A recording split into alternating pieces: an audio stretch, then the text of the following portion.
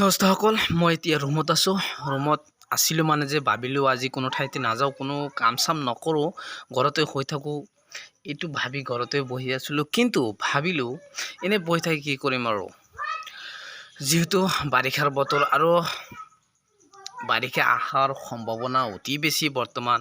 আৰু বহুত বৰষুণ হৈ আছে, ধাৰাসাৰ বৰষুণ হৈ আছে। কেইদিনমান ধৰি আপোনালোকে চাওক, অৱস্থাটো চাওক, এনেকুৱাকৈ বৰষুণ হৈ আছে কেইটামান দিন ধৰি। তথাপিও আজি যাবলৈ ওলাইছোঁ পথাৰত, খেতিত যাবলৈ ওলাইছোঁ। যিহেতু এইটো আপোনালোকে ধান দেখিছে, ধান কেইদিনমান ধৰি কাটি ৰাখিছোঁ, এতিয়ালৈকে শুকাই দিব পৰা নাই, ৰ'দত দিব পৰা নাই। ধানবোৰ এনেই কান্দি কৰি থৈ দিছোঁ, আৰু কি হৈছে নাজানো, তলত কিবা গৰম হ'ল নেকি। আৰু এতিয়া আকৌ ধান কাটিবৰ কাৰণে গৈ আছোঁ। এইটো আমাৰ যিটো পুখুৰীবোৰ চাওক, পুখুৰীত এইটো কি কয়, এতিয়া আমি খোজকাঢ়ি গৈ আছোঁ পথাৰত গৈ আছোঁ, মানে যে আপোনালোকক কৈছোঁ ধান কাটিবৰ কাৰণে গৈ আছোঁ। আৰু আহি আমি পথাৰ পালোঁ। হে দোস্ত, welcome back to my second channel Shahidul's vlog. আজি বহুদিন পিছত আপোনালোকৰ সন্মুখত অনলাইন যোগেদি আহিলোঁ। কিয় আহিলোঁ সকলো কম, আহক আজিৰ ভিডিঅ'তে আমি সকলোৱে মিলি আৰম্ভ কৰোঁ। দোস্তসকল, ভিডিঅ'টো বেছি দীঘল নকৰোঁ। আমি এতিয়া আছোঁ পথাৰত। কিয় আহিছোঁ পথাৰত সকলো কম। আজি আহিছোঁ, আপোনালোকে চাইছেনে, এইটো লৈ পথাৰত আহিছোঁ। কি কৰিব লাগে অলপ গম পাইছে কিজানি। আজি ধান কাটিবৰ কাৰণে আহিলোঁ, পথাৰত আহিলোঁ ধান কাটিবৰ কাৰণে। কেনেকৈ ধান কাটিম, ক'ত কাটিম, সকলো দেখুৱাম। তো তাৰ আগতে এতিয়া পথাৰত আহিছোঁ।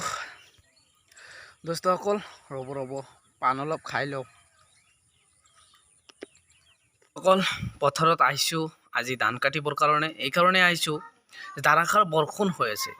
ৰাতি নহ'লে দিনে হয়, দিনে নহ'লে ৰাতি হয়, এনেকৈ বৰষুণ সকলো দিনাই হৈ আছে। সেইকাৰণে ভাবিলোঁ ধানবোৰ পকি আছে আৰু কাটিবৰ কাৰণে আহিছোঁ। মোৰ লগত তেখেতো আহিছে আৰু কেইজনমান কাটি আছে। মই অলপ লেট কৰি আহিলোঁ।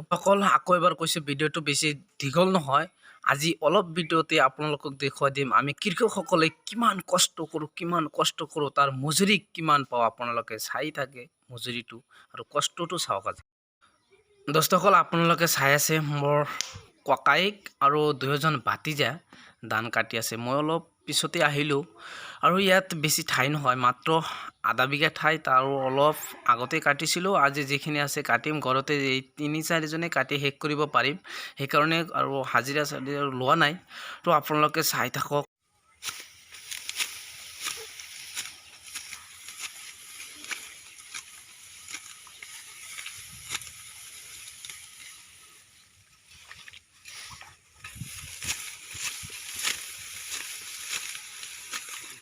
দোস্তসকল, আপোনালোকৰ মাজৰ পৰাই এজনে ক'ব যে ধান কাটিবৰ কাৰণে গৈছোঁ তথাপি ভিডিঅ' বনাই আছে। হয়, ধান কাটিবৰ কাৰণে আহিছোঁ তথাপি ভিডিঅ' বনাইছোঁ। কিয়, মই কি কৰিম?